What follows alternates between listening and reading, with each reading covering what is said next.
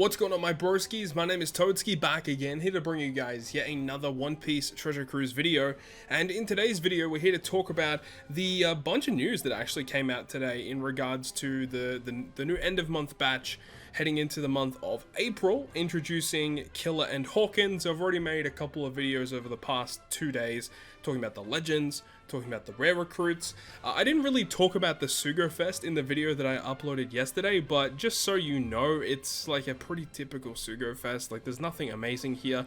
Part 1, it's really difficult to get these units, but of course Part 2 and Part 3 is where you can exclusively get the specific characters. So if you want Killer, you can get him guaranteed. 30th pull of Part 2. And then 30th pull of Part 3 guaranteeing Hawkins. I don't advise doing that at all. Honestly, I don't advise pulling on this SugoFest in general. The steps aren't that enticing, and while the legends are cool, these are characters that are going to be available in a lot of other banners moving forward into the year. And once again, like, the film red characters are just nowhere to be seen. Like Beckman Lucky Roo, Usopp Yasop, film red Chopper. Like, these characters apparently just don't exist. I don't understand why they never boost these units anymore.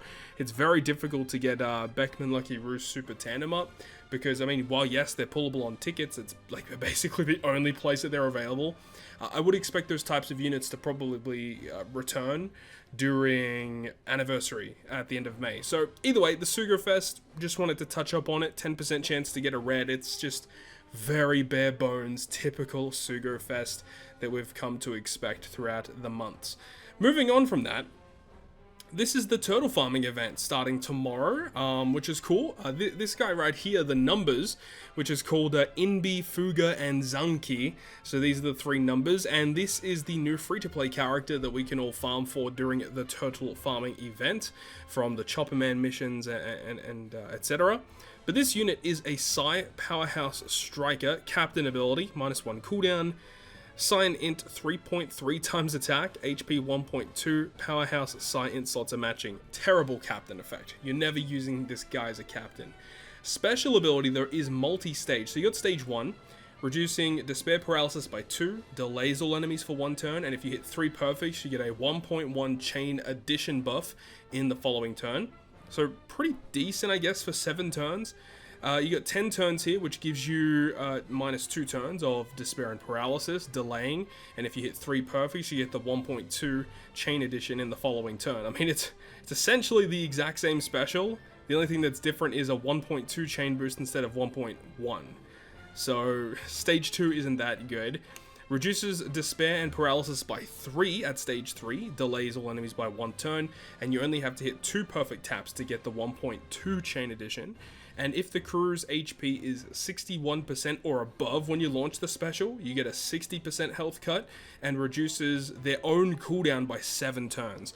Okay, this makes a lot of sense, of course. If you use the stage 3 special, removing 3 turns of Despair and Paralysis, and then of course you get the 7 turn cooldown, which means that you can use their stage 1 special straight away, allowing you to remove an additional 2 turns of Despair and Paralysis. So free to play, removing 5 turns of Despair Paralysis, getting a chain addition in the following turn, and also a self health cut is also pretty good, and you only really get the double special, pseudo double special, if you are above 61% HP.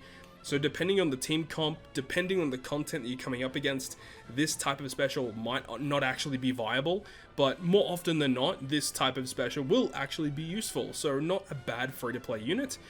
Side characters' tandem slots are beneficial, which really doesn't matter. There's so many ways to make tandem beneficial these days. Not a very good effect. Support effect, attaching to only Powerhouse, giving a base stat bonus, which is nothing amazing either. So in their Rumble kit, Psi characters get 5 attack, and Driven class enemies attack down level 4.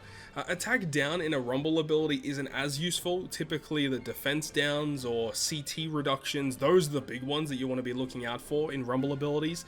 So not the best. And then you've got a special 34 CT, which is incredibly high, and it only targets 1 character for 1600 fixed damage, and then 1 character for 1.5 damage, and 1 character for 20% health cut. Yeah, this is really bad.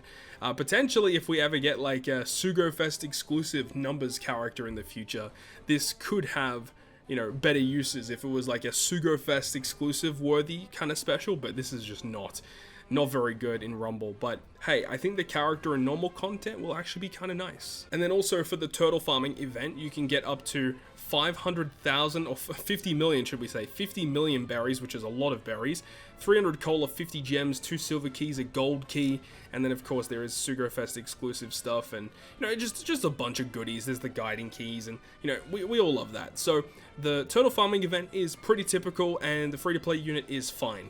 Moving on, we have a campaign login bonus, so we can log in for the 15 days to get a total of 20 rainbow gems, which is really nothing new either. This is pretty typical stuff. But one thing really caught our eye here, as right below the login bonus, it mentions that there's going to be an upcoming special Clash event. So it says a new type of Clash event will be available from April 1st PST. Now, the way that it's worded, the fact that at the end they've got the question mark, leads me to believe that it's going to be an April Fool's type of Clash. Now, I believe over the last couple of years, they actually haven't done that much in regards to April Fool's type events. But way back in the day, Treasure Cruise used to go crazy with the April Fool's celebrations. I know that there was, like, back in the day, during April Fool's, you could get like an Usopp SugoFest, and you could get like Legend Usopp very easily, so that was one thing. And I know that on Global, before the merger, they had the Condoriano support character come out during like an ambush style event. So I don't know, we might get another data download over the next couple of days for something really cool in regards to a new Clash event. I hope that it's not a joke and it's actually something worthwhile and actually real content. Memes aside, you know, it would be good if it's actually good content, but I'm expecting it just to be a meme April Fool's event, which I hope that it's something good. Anyways, we've got a gem sale, which I know not too many people are going to be too fond of, but hey, you know, it is what it is. At the end of the day, you can see here April 28th at that time. It's a very odd time, actually, now that I'm looking at it. That could signify that there might be a maintenance period around that time period. We'll have to wait and see. But April 28 would lead me to believe that is going to be the date of the monthly batch that comes out at the end of April. So, and as I said, you know, the fact that it comes out at 6 a.m. PST, that's very, very strange. But everything in this gem pack gem sale is pretty much what we've come to expect. You've got the limited pool tickets, and unfortunately, you know, the new units are not going to be pullable there, and the Ace, Sabo, and Luffy are not pullable either because they are anniversary exclusive characters, unfortunately. You've got the Rumble characters, of course, which are kind of nice to have because one of these packs actually gives you Rumble tickets, which is the 200 gem pack, which is pretty cool. But of course, we're more looking forward to the anniversary celebration. The gem packs are typically very good during that celebration, and of course the SugoFest is way more enticing with better characters. Next, we have the introduction of a new Grand Voyage is coming to the game. Now this is the one that we've been expecting to happen for a very long time. We have Arlong Park, and it is featuring Nami, so complete challenge missions to get great rewards such as Sugo Rare Dex, level limit break wanted posters, and a Dex Sugo Rare manual. So obviously this means that they want you to build a Dex focused team, and the fact that Nami is the center focused character on the banner artwork against Arlong, you can put 2 and 2 together to figure out that it should be version 1 Legend Nami with her level limit break is likely going to be the character that they want you to use against this Grand Voyage. For those of you who don't know what that character does, we can just pull her up real quick, because she got a level limit break a month or 2 ago, maybe 3 months ago, and with her level limit break, her captain ability, it doesn't actually have any like useful mechanics in terms of utility removal. It's more just, you know, boosting Dex, Cerebral, and Striker, more matching slots, and that's pretty much it. Now this is the base captain, I believe. With her limit break expansion captain, it does get a little bit better, but it's not that much different. But then the special ability reducing paralysis and burn by 6 turns, adjacent slots into matching, and you get 2 times color affinity and a 2.25 orb boost to the crew. So I'm not too sure how they're going to build content around this, and is it going to be focused on having a Dex team, having a Nami on the crew, and either being focused on Cerebral or Striker. Either one of them could probably work. I think Strikers, I mean, honestly, both of them, you could probably build very good teams using Dex Cerebral or Dex Striker. so we'll have to wait and see, of course, but this is likely going to be the character that they want you to use in that Grand Voyage. Moving on, we have the introduction of a brand new Grand Party, and going through this notice, everything is the same as last month in terms of the Grand Party. One thing that is a little bit different though is the rule set. So this month, the rule set gives 8 attack to Int. We have level 5 CT increase for Driven. That's annoying. Cerebral get level 5 health. Slasher CT speed down level 3, so they don't want you to use slashes. Despite the fact that they get level 3 CT speed down, it doesn't actually harm them that much because their CT is innately so much higher compared to the rest of teams that you'll come up against in Rumble, in Grand Party. I don't actually think this is going to make that big of a deal, but it is interesting nonetheless. And then it further says that if your leader is present, Int get level 4 defense up. So that's kind of cool, I suppose, depending on your lead and what type of team composition you're going for. But of course, with the introduction of Legend Killer, they really want you to use him in this Rumble season.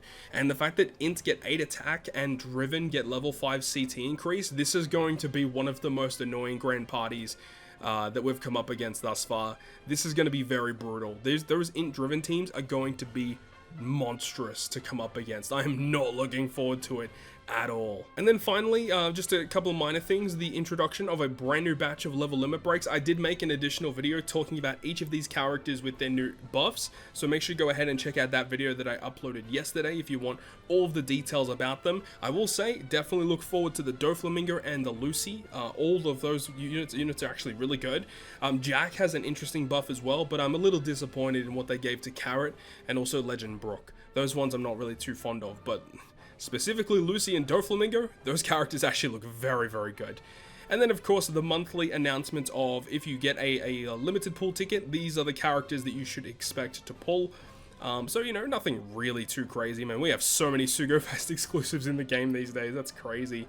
Anyways, that's pretty much it in terms of all of the news that we have right now. So the main things that are kind of the takeaways here is that the numbers free-to-play character is actually pretty decent, and the fact that we're getting a exclusive special Clash style event on April 1st, we don't know what it's going to be yet, likely some type of meme.